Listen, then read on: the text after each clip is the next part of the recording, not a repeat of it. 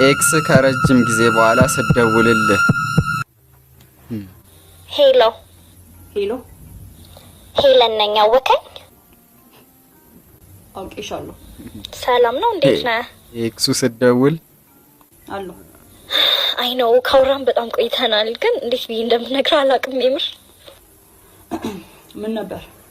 በጣም ከራሴ ጋር ታግዬ ነው የደወልኩልህ እና እንዴት እንደምነግርህ አላውቅም። በጣም ፈርቻለሁ። አይ ተይው በቃ ገብቶኛል። ናፍቀኛል ምናምን ለማለት ነው እንደዚህ የምትጨናነቅ?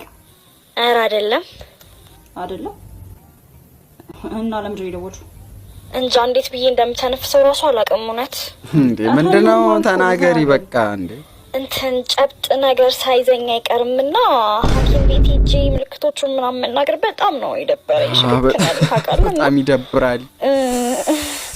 አንተ ያው ሕክምና ውስጥ የምትሰራው ያው በሚስጥር እንድታክመኝ ፈልጌ ነው የደወልኩት እና አትተባበረኝም? ጨብጥ ሄሎ ዛም እዚህም ስትይ የጨበጠሽን ጨብጥ ኤክስሽ የሚያክምበት ሄሎ አቤል መጋኛ ያደውይ